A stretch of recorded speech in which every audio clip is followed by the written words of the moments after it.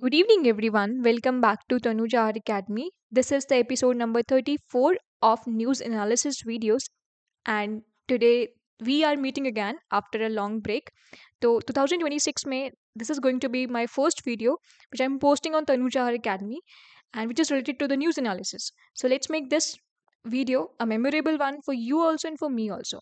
क्योंकि आज की जो न्यूज़ है it is just like a story जब रियल वर्ल्ड किडनैपिंग्स होती हैं and that too on a international level and that too on a very big scale तो वो एक मेजर स्टोरी की तरफ हम लोग पढ़ेंगे and this story is actually important for your SSP क्योंकि ये एक इंटरनेशनल इवेंट है जिसने जितने भी लोग ये बोलते थे लाइक द वेस्टर्न वर्ल्ड जो हमको लेक्चर करता था कि एक इंटरनेशनल रूल बेस्ड ऑर्डर होना चाहिए या फिर सब लोग को रूल्स फॉलो करने चाहिए तो आज इस न्यूज़ के बाद आपको समझ में आएगा कि there is nothing such notion called rule based order क्योंकि there is something called might is right जिसके पास पार है वही राइट है तो इस न्यूज़ के बाद you will get to know this fact कि ये फैक्ट ही सही है जो अभी मॉडर्न वर्ल्ड है वहाँ पर there is nothing called rule based order तो यहाँ पर जो न्यूज़ है it is related to the capture of Venezuelan president Nicolas Maduro from Caracas which is the capital of Venezuela so आपको सबसे पहले तो ये जानना ज़रूरी है कि ये कैप्चर किया किसने है and what was the reasoning क्यों ये किया गया तो यहाँ पर USA was involve like Donald Trump is the president of USA उन्होंने 2025 जनवरी में last year he took charge and उस उनके बाद से ही लास्ट ईयर उन्होंने काफ़ी सारे एक्शंस लिए but in 2026 he suddenly change his actions last year वो कहीं अपने आप को नॉमिनेट करवा रहे थे किसके लिए नोबेल पीस प्राइज के लिए but this year he changed his role to the villain one एक विलन जो किडनैप करके लेके जा रहे हैं दूसरे कंट्री के प्रेसिडेंट को एंड उनके ऊपर चार्जेस लगाए जा रहे हैं जो ऐसे चार्जेस जो कि कहीं से भी जिनका एविडेंस ही नहीं है जो कि प्रूवन ही नहीं है तो चार्जेस लगाए गए हैं निकोलस मड्यूरो पे नार्को टेररिज्म के एक्चुअली वेनेजुएला से जो ड्रग बोट्स थी उनको ऑलरेडी यूएसए टारगेट कर रहा था पिछले कुछ मंथ से तो ये जो इवेंट है जो अचानक हुआ है वो कोई एक शॉकिंग इवेंट नहीं है like it is a chain of events जो पहले से होते आ रहे हैं जिनकी प्लानिंग पहले से हो रही है like this capture was a planned one तो आपको अगर और अच्छे से जानना है तो सबसे पहले आप ये लाइक मैप देखो here you can see the north american continent north american continent में we are seeing this united states and यहाँ पर फिर ये साउथ अमेरिकन कॉन्टिनेंट है एंड साउथ अमेरिका में यहाँ पर कंट्री प्रेजेंट है वेनेजुला ठीक है he is Nicholas Maduro and ये आप देख सकते हो कि किस तरह उनको कैप्चर करके लेके जाया जा रहा है बाय यूएसए फोर्सेस और ये अगर आप लाइक जूम करते हो मैप को तो ये वेनेजुला है एंड वेनेजुला में this is the capital of Venezuela Caracas ठीक है तो यहाँ से like here you can see the neighboring countries also Colombia है here is Brazil then Guyana तो यहाँ पे Venezuela is a South American और we can say Latin American country जहाँ पे ये पर्टिकुलर इवेंट हुआ है तो अगर आपको अभी ये मैप समझ में आया होगा तो अब हम आगे न्यूज़ को पढ़ते हैं कि क्या एक्चुअल में न्यूज़ थी because in SSB what is important is the actual facts आपको न्यूज़ के बारे में जो एक्चुअल फैक्ट्स है एटलीस्ट वो पता होने चाहिए तो इस वीडियो में आपको जानने को मिलेगा कि ऑफिशियल रीजन रीजन जो दिया है यूएसए ने नार्को टेररिज्म का क्या वो सही है क्या या फिर और भी कुछ ऐसे रीजंस हैं जो पीछे छुपे हुए हैं लाइक कुछ एक्सपर्ट्स या फिर जो कुछ कंट्रीज हैं वो ये कहते हैं कि USA is behind the oil of Venezuela जो वेनेजुला है उसमें बहुत सारे ऑयल रिजर्व्स हैं like fifth largest oil reserves हैं इन वर्ल्ड तो उनके पीछे क्या यूएसए पड़ा हुआ है एंड उसके अलावा भी जो चाइनीज एंड रशियन प्रेजेंस जो बढ़ रही थी वेनेजुला में क्या उसको काउंटर करने के लिए ये एक मूव है तो let's see all this in this video अब सबसे पहले हम लोग जो मेन न्यूज़ है कि what happened at that time उसको हम पढ़ते हैं so we are taking this newspaper and यहाँ पे ये इंडियन एक्सप्रेस से मैंने लिया हुआ है तो जनवरी 4 के न्यूज़ है and from January 4 you can see that on 4:21 a.m. It was posted by Donald Trump on the Saturday morning. Last week ये हुआ तो यहाँ पर क्या पोस्ट किया गया ऑन ट्रुथ सोशल कि a daring mission was carried out by the USS forces to capture Venezuelan president Nicolas Maduro and his wife so दोनों को कैप्चर किया गया है Nicolas Maduro also his wife तो यहाँ पर ये जो मिशन था it was a planned one, मैंने ऑलरेडी आपको बताया कि एक प्लान्ड ऑपरेशन था। The operations name is operation absolute resolve. ठीक है, तो ये नेम आपके लिए इंपॉर्टेंट है क्योंकि ये लाइक मे बी आपसे अगर एग्जाम में पूछ लिया गया, कोई रिटर्न एग्जाम है वहाँ पे पूछ लिया गया, या फिर आपको इंटरव्यू में पूछ लिया जा सकता है कि नेम क्या था ऑपरेशन का। तो it was operation absolute resolve. तो इस ऑपरेशन के अंडर पहले से ही प्लानिंग हो रही थी, क्योंकि यहाँ पर आप देख सकते हो more than 150 military aircrafts were involved in this operation। तो कितना बिग स्केल ऑपरेशन था ये, वो आप जान सकते हो। एंड इसकी जो रिहर्सल्स थी एक्चुअली वो पहले ही स्टार्ट हो गई थी, क्योंकि जो फोर्सेस इसमें इन्वॉल्व है, लाइक जो यूएसए की एलीट डेल्टा फोर्स है, जो यूएसए आर्मी की डेल्टा फोर्सेस एक सीक्रेटिव फोर्स है, वो भी इसमें इन्वॉल्व थी। वो बहुत ज़्यादा सीक्रेट ऑपरेशंस के लिए उसको इन्वॉल्व किया जाता है। लाइक इराक में जब सद्दाम हुसैन को कैप्चर किया गया था उस टाइम पे भी डेल्टा फोर्स वहाँ पर थी। सिमिलरली ये जो कैप्चर था, ये जो मिशन था, इसमें भी डेल्टा फोर्स इन्वॉल्व थी। एंड इसके अलावा यहाँ पे सीआईए की भी प्रेजेंस थी। CIA is the top most intelligence agency in America, just like raw in India. तो वहाँ पर CIA is the top most intelligence agency, and ये यहाँ पर इन्वॉल्व थी। एक्चुअली यहाँ पर CIA का काम था इंटेलिजेंस गैदरिंग का। ठीक है, आपको पता है कि अगर एक प्रेसिडेंट को कैप्चर करना है, that too from a militarized presidential complex, क्योंकि कराकस में जहाँ पर ये इनको कैप्चर किया गया, जहाँ पे मिलिट्री कॉम्प्लेक्स से इनको कैप्चर किया गया, वो एक मिलिटराइज्ड कॉम्प्लेक्स था।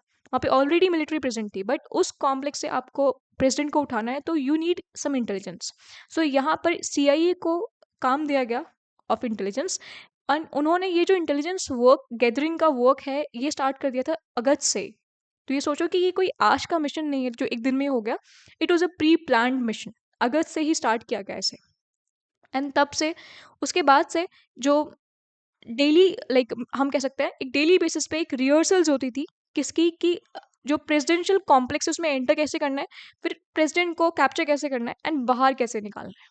ठीक है, तो यहाँ पर जो फोर्सेस इन्वॉल्व थी यूएसए की, वो डेल्टा फोर्सेस थी। उसके अलावा और भी लाइक आर्मी वाज इन्वॉल्व, और भी लोग थे। एंड यहाँ पर CIA had its major presence.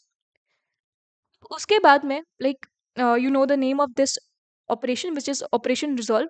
Now next thing is कौन कौन से मिलिट्री एयरक्राफ्ट्स, कौन कौन से शिप्स इसमें इन्वॉल्व थे। तो ऑलरेडी जो पेंटागन है, like pentagon is the place जहाँ पर जो मिलिट्री सेटअप है, लाइक डिफेंस डिपार्टमेंट है यूएसए का, वो प्रेजेंट है। Pentagon is a place. तो वहाँ पर उन्होंने already like before this event, आपने अगर न्यूज़ ढंग से सुनी हो या फिर कभी आपने देखा हो, तो already there were news related to the incidents where the USA is bombing the Venezuelan ships in the Caribbean Sea, or we can say the Caribbean region। तो ये ऑलरेडी जो इनकी मिलिट्री प्रेजेंस थी वो वहाँ पर कैरिबियन सी में थी। तो यहाँ पे आप देख सकते हो कि उन्होंने ऑलरेडी अपने एक एयरक्राफ्ट कैरियर को डिप्लॉय कर दिया था। वॉरशिप्स को डिप्लॉय कर दिया था। 11 warships were there, and a dozen of F-35 aircrafts are there. Not just F-35, और भी एयरक्राफ्ट्स वहाँ पर प्रेजेंट थे। इसके अलावा दे हैड देयर 15,000 ट्रूप्स। ठीक है, उस रीजन में, कैरिबियन रीजन में, they have port there 15,000 troops. तो ये एटलीस्ट एंटी ड्रग ऑपरेशन के लिए तो नहीं था, जो इतने दिनों से एक फेक नेम देकर जो यूएसए अपना एंटी ड्रग ऑपरेशन चला रहा था, वो इसके लिए 15,000 ट्रूप्स तो डिप्लॉय नहीं करेगा। So the real reason was this, the real reason was operation absolute resolve. तो आई थिंक आपको जो न्यूज़ है वो क्लियर हुई होगी कि यहाँ पर जो यूएसए वो बोलना चाहता है कि वो एंटी ड्रग ऑपरेशन कर रहा था इतने टाइम से, like from months it was trying to convince Venezuela to get out of this drug trafficking and all kind of this crimes, but वो नहीं convince कर पाए। तो in the end they had only one option to capture Maduro, but ये real reason नहीं है। आगे जो reason हम उसको पढ़ेंगे। Now let's see the summary जो अभी हमने पढ़ा। This is for the quick recap type। तो यहाँ पर जो डेट एंड टाइम था, लाइक सबसे पहले नेम तो आपको पता ही है, operation absolute resolve. This was the name given by USA. And यहाँ पर जो अर्ली मॉर्निंग में, लाइक सैटरडे को अर्ली मॉर्निंग 4:21 में जब ये पोस्ट किया गया, तो उससे पहले ऑपरेशन हो चुका था। तो ये 3 जनवरी 2026 को ये ऑपरेशन हुआ। एंड ये लाइक रेड जो स्टार्ट हुई थी वो 2:02 AM से स्टार्ट हो चुकी थी। एंड उसके बाद में लाइक टारगेट कौन था, तो टारगेट लोकेशन एंड टारगेट कौन था, जो प्रेसिडेंशियल कॉम्प्लेक्स था, लाइक फ्योटो ट्योना, ये जो प्रेसिडेंशियल कॉम्प्लेक्स है मड्यूरो का, उसका नाम है। And it was a heavily fortified military base in Caracas. तो उसके समझ सकते हो कितना एक कॉम्प्लेक्स ऑपरेशन रहा होगा ये। और यहाँ पर जो एयर सपोर्ट है उसमें 150 मिलिट्री एयरक्राफ्ट इन्वॉल्व थे। और उसके बाद में लाइक कौन कौन से एयरक्राफ्ट थे, P-1 बॉम्बर्स बॉम्बर्स थे, F-22 एयरक्राफ्ट थे, एंड जो जैसे कि हमने न्यूज़ में पढ़ा F-35 were also there. And यहाँ पर जो चार्जेस लगाए हैं यूएसए ने, लाइक रीजंस जो उन्होंने दिए हैं कि उन्होंने क्यों कैप्चर किया है, तो जो यूएस का जो सदर्न डिस्ट्रिक्ट कोर्ट है और न्यूयॉर्क में, उन्होंने ये चार्जेस लगाए हैं कि जो प्रेसिडेंट है वेनेजुएला के, वो नार्को टेररिज्म इन एक्टिविटीज में इन्वॉल्व थे। Okay, so here you can see a small summary of what happened on 3rd of January. Now let's move forward. The next important thing which you should know from this news is the real reasons behind this attack, क्योंकि इस attack में USA involve है।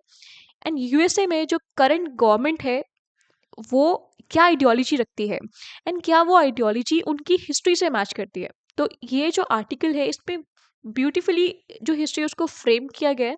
And जो controversy है, like जो current government है और जो हिस्ट्री है, कैसे वो वापस से खुद को शो करी है हिस्ट्री, वो भी यहाँ पे बताया गया है।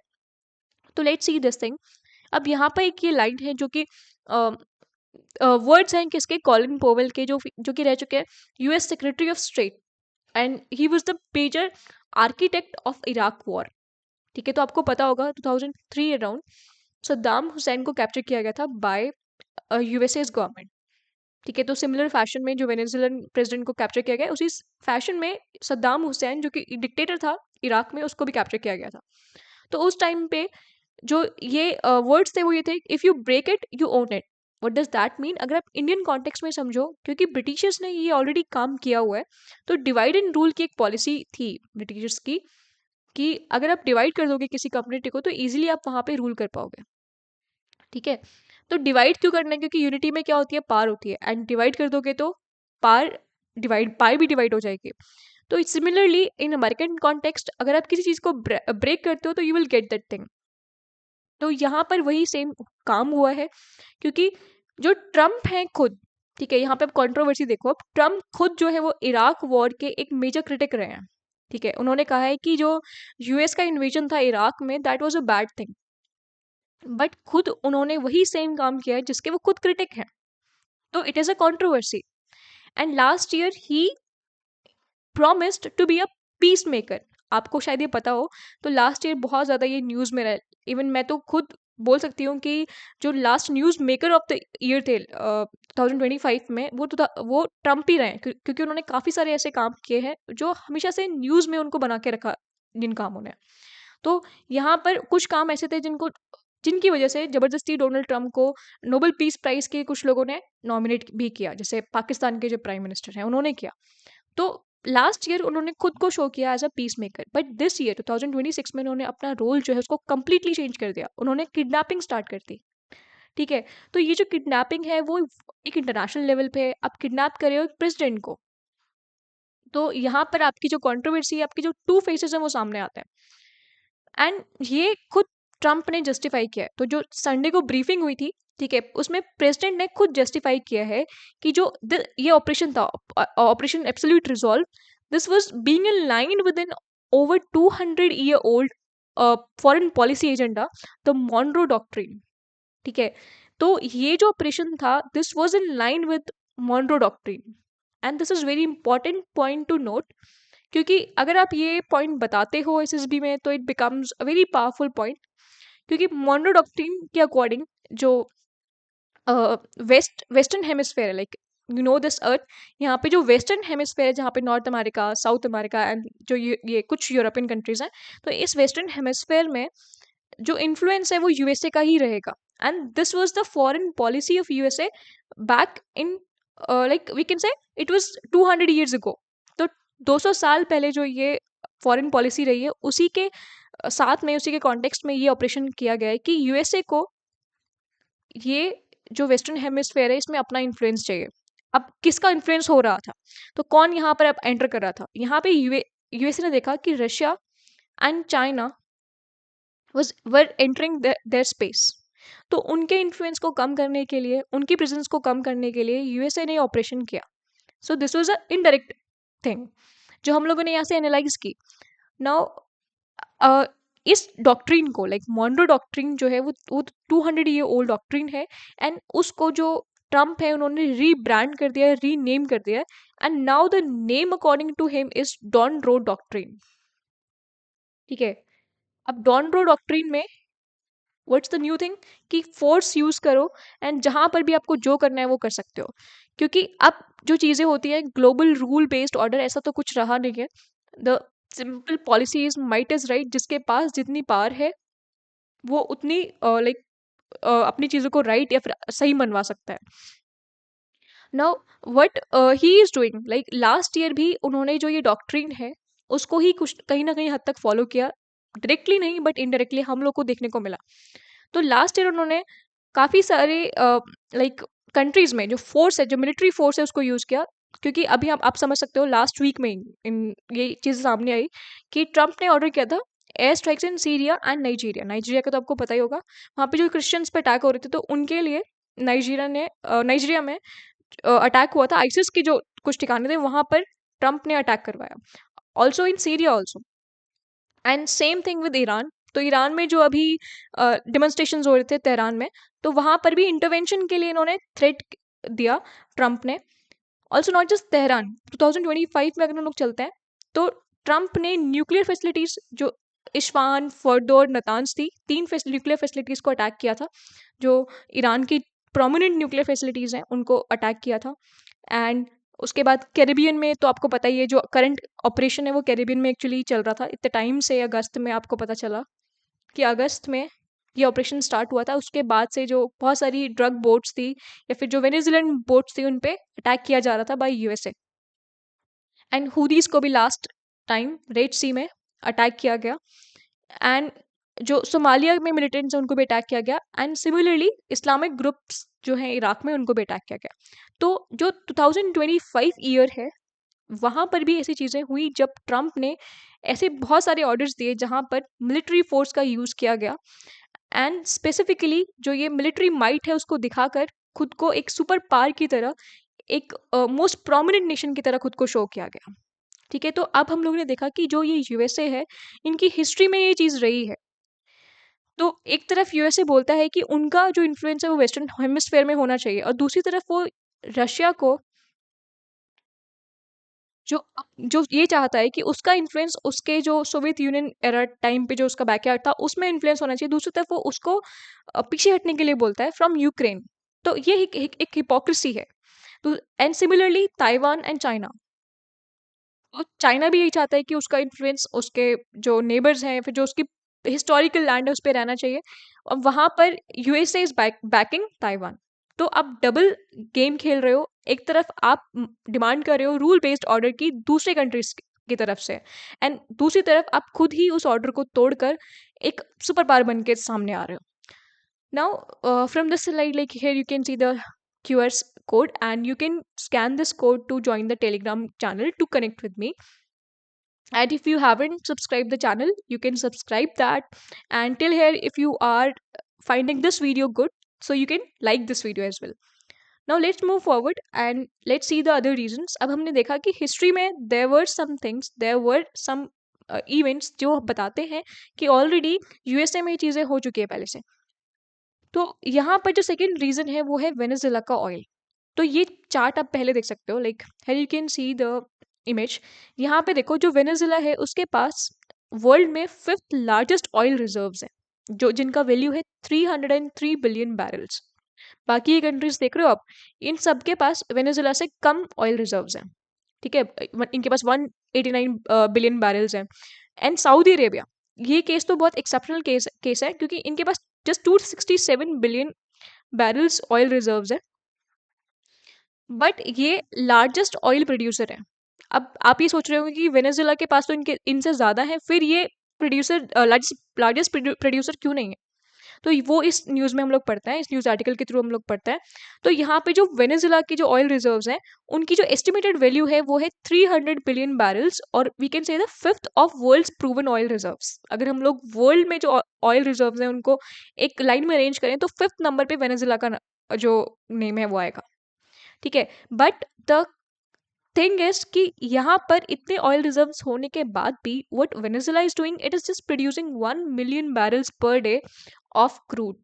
ठीक है, तो वो अपने जो टोटल प्रोडक्शन है उसको, उसकी जो प्रोडक्शन कैपेसिटी है उसको इंक्रीज नहीं कर पा रहे हैं। वो जितना प्रोडक्शन होना चाहिए था उससे कम प्रोडक्शन कर रहे हैं। ठीक है, अगर आप कंपेयर करोगे ग्लोबल एवरेज से, जो हम जो डेली देखते हैं ग्लोबल आउटपुट से, तो वहाँ पर जो डेली ग्लोबल आउटपुट है वो 100 मिलियन बैरल पर डे है, जहाँ की जो ये वेनेजुला है वो 1 million barrels per day produce कर पाता है।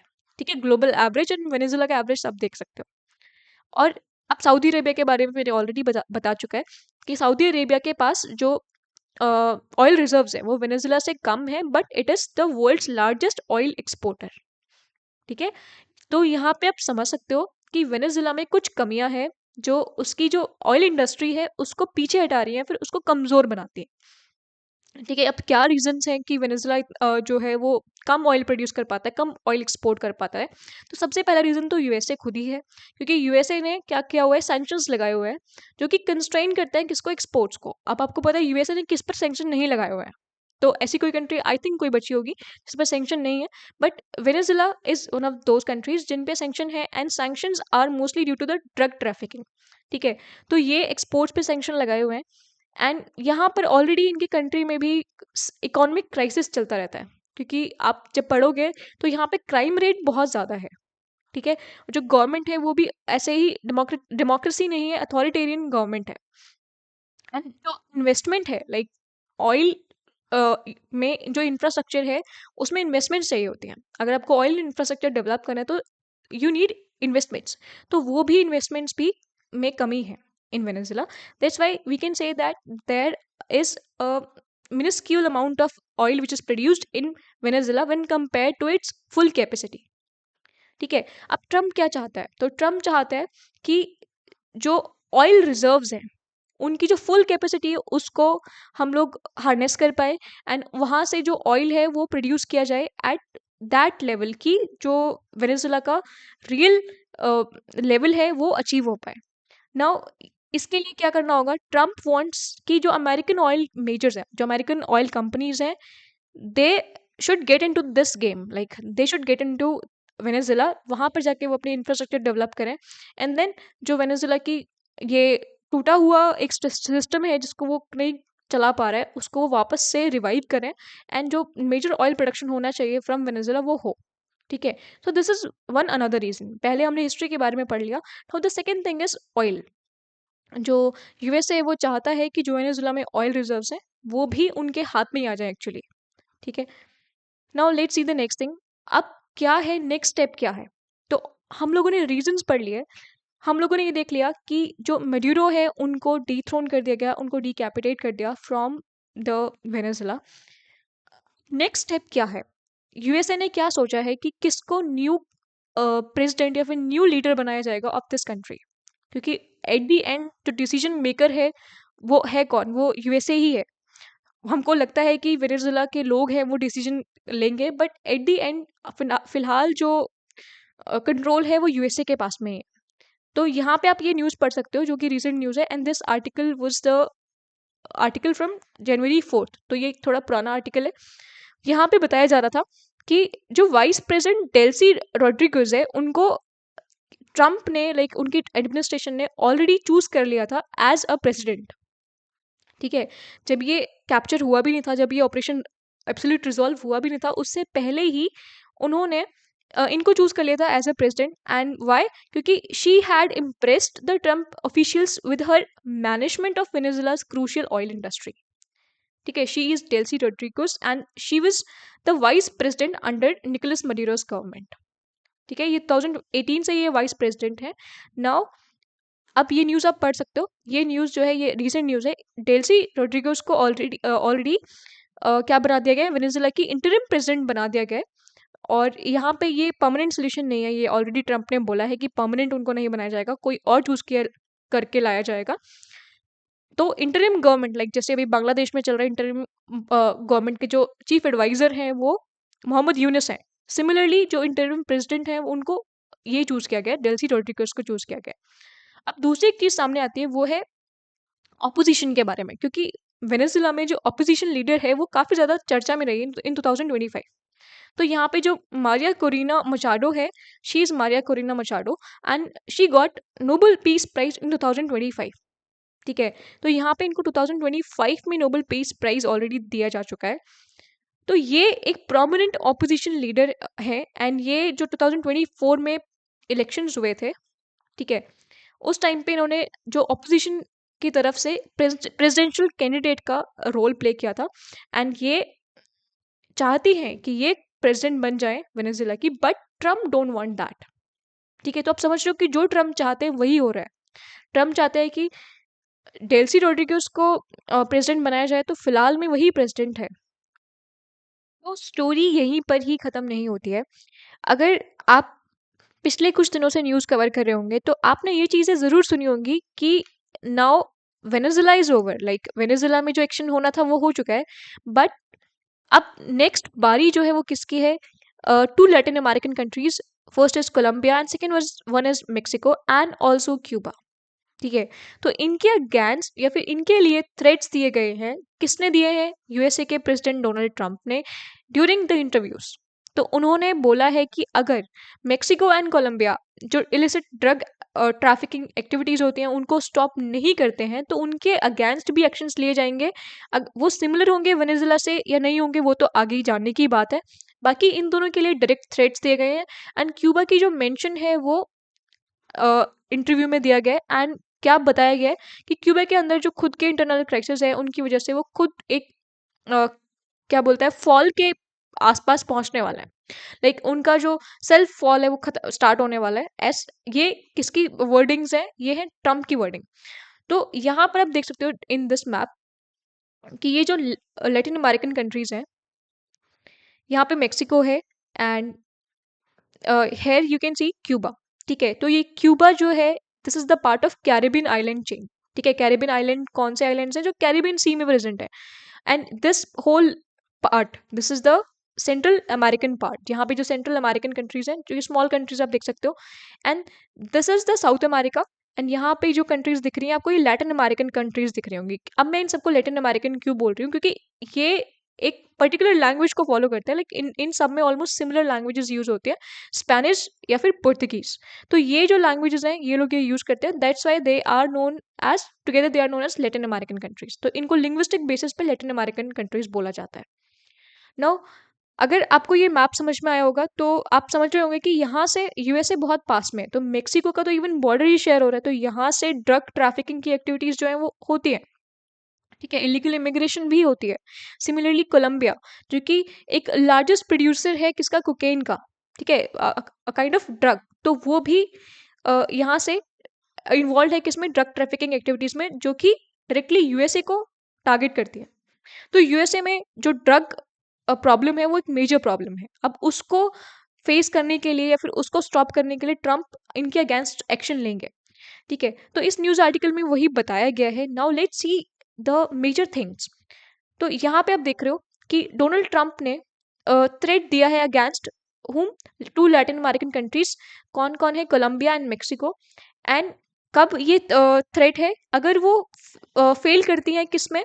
To reduce the flow of illicit drugs into the US. ठीक है, यूएस का जो बॉर्डर है, like here you can see, यहाँ पे क्यूबा है, कोलंबिया, दिस इज मेक्सिको।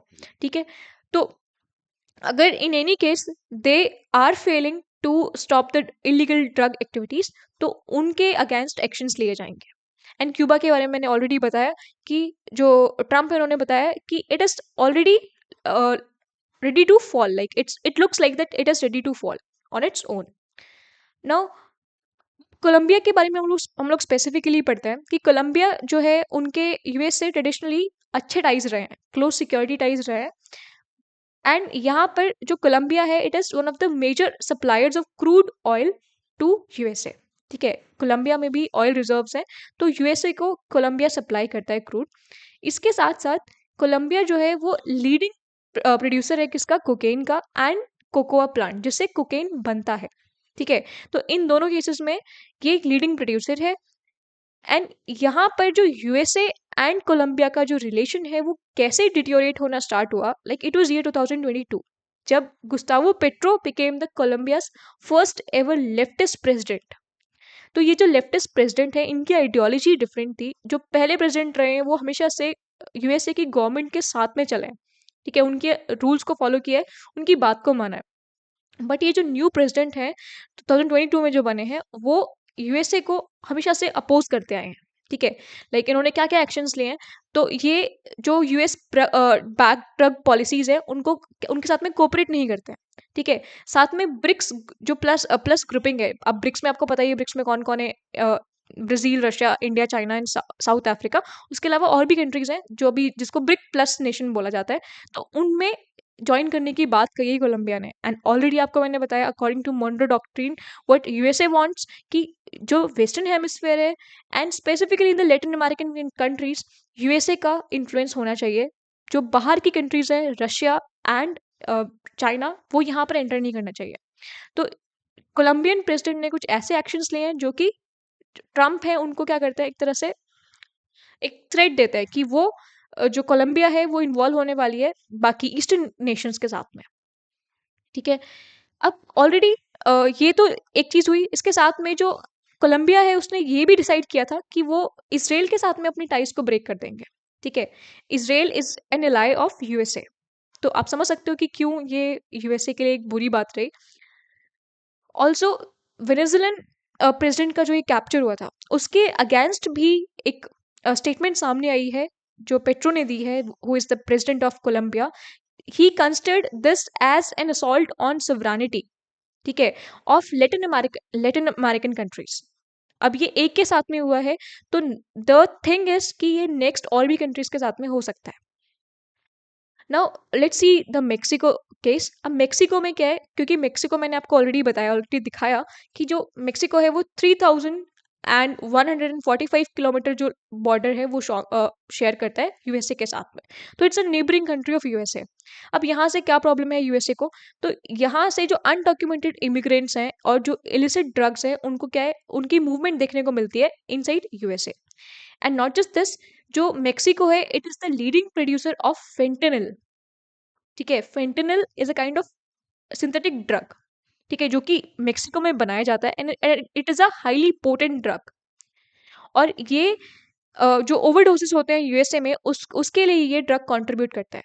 तो जो फेंटेनिल क्राइसिस आपने सुना होगा बहुत बार, मे बी ये न्यूज़ में रहता है, तो जब आपने सुना होगा तो ये इसमें हमेशा मेक्सिको का नेम आता है क्योंकि Mexico is the major producer of this synthetic drug fentanyl. ठीक है, तो यूएसए ने ऑलरेडी इन ड्रग एक्टिविटीज को कर्ब करने के लिए लास्ट ईयर जब ट्रम्प का जो लास्ट टर्म था, ठीक है, अब ये तो ट्रम्प का सेकेंड टर्म है एज ए प्रेसिडेंट।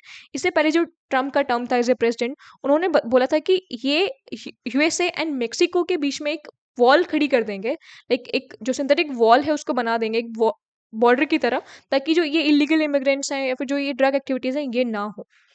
बट वो नहीं हो पाया। तो इस टर्म में उन्होंने कोशिश की कि जो इलीगल इमिग्रेशन है एटलीस्ट उसको तो बंद किया जाए। ठीक है, एंड अभी आपको पता भी होगा कि जो ट्रम्प है उन्होंने अनाउंस किया था टैरिफ्स अगेंस्ट सम कंट्रीज जिनमें कनाडा, चाइना एंड मेक्सिको तीनों इन्वॉल्व थे। ठीक है, एंड वाई ये जो टैरिफ्स थे वो किस लिए थे, इनके पीछे रीजन क्या था, फेंटेनिल ट्रैफिकिंग। ठीक है, तो इन तीनों कंट्रीज से फेंटेनिल यूएसए में आ रही थी, that's why US's president Donald Trump decided to impose tariffs on these countries. ठीक है, तो ये कुछ ऐसी कंडीशंस रही हैं, कुछ ऐसे इवेंट्स हुए हैं जिनकी वजह से जो मेक्सिको है एंड यूएसए उनके टाइज में स्ट्रेन देखने को मिला है। एंड सिमिलरली विद क्यूबा, अब तीनों कंट्रीज का नेम डिस्कस हुआ है क्योंकि we have discussed about Colombia. ठीक ठीक है, कोलंबिया के साथ में क्या प्रॉब्लम्स है, मेक्सिको के साथ में हमने डिस्कस किया। Now the third thing is Cuba.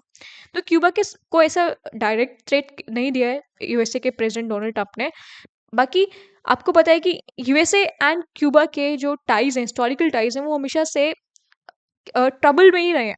There had been a troubled relation. From the time of Fidel Castro. तो क्यूबा के नाम सुनते ही आपको फिडल कैस्ट्रो का नाम ध्यान आता होगा। Fidel Castro was with Russia during the cold war. तो एक तरफ वेस्टर्न हेमिस्फेयर में यूएसए चाहता है कि सारे लोग उसकी तरफ हो, एंड उसी टाइम पे कोल्ड वॉर के टाइम पे this Fidel Castro who was then president of Cuba, he was with Russia. ठीक है, तो वो उनकी जो हिस्टोरिकल टाइज है वो काफी खराब रहे। नाउ जो ट्रम्प है, उन्होंने अपने इस टर्म में उन्होंने फिर से डेजिग्नेट कर दिया है क्यूबा को as a state sponsor of terrorism. ठीक है, तो आप फिर से समझ सकते हो कि क्यूबा के साथ में जो हिस्टोरिकल टाइज चलते आ रहे हैं वही उनका सेम प्रोसेस है, सेम पाथ है, वही अभी चलता आ रहा है। एंड वन थिंग मोर, जो क्यूबा है it is dependent on Venezuela for what, for oil. ठीक है, जो उनके ऑयल सप्लाई है उसके लिए वो वेनेजुला पे डिपेंड रहते थे।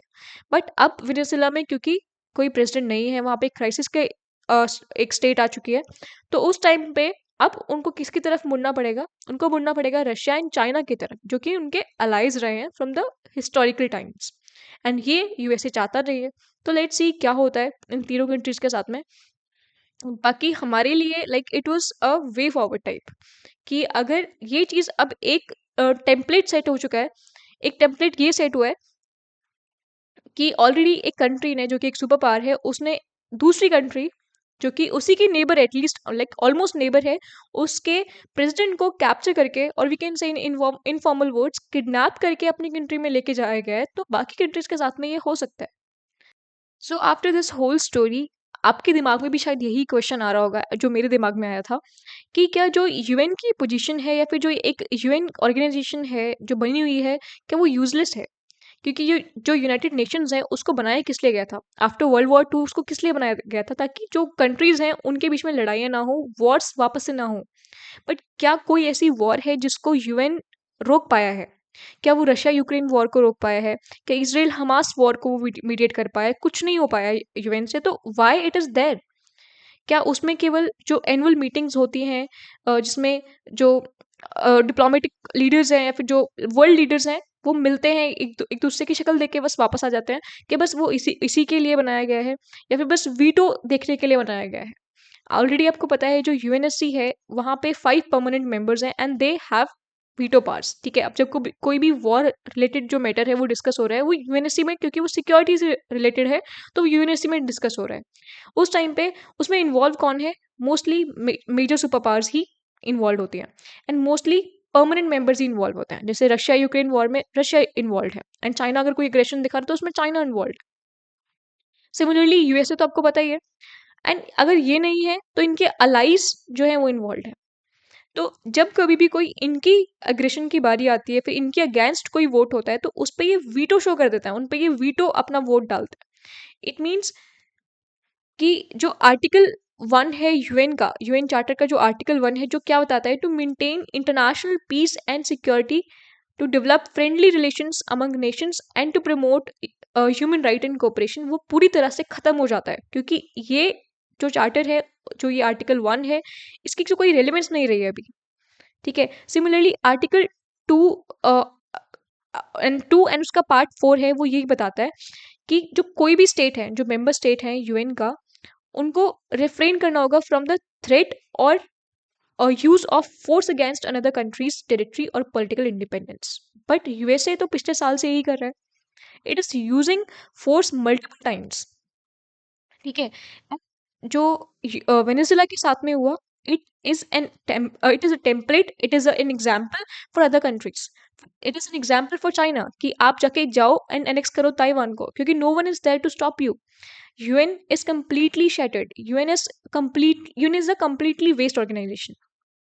ठीक है, तो यूएन की जो रेलेवेंस है वो खत्म होती जा रही है। एक्चुअली वो खत्म थी पहले से, क्योंकि इसमें केवल P5 मेंबर्स को ही वीटो का अधिकार मिलता है, राइट मिलता है। ठीक है, so this is a big question for your SSB, for your GD, कि ये जो वॉर्स हो रही हैं, and specifically this capture of Venezuelan president Nicolas Maduro, this shows that UN is not relevant, and जो इसकी रेलेवेंस है वो खत्म हो चुकी है।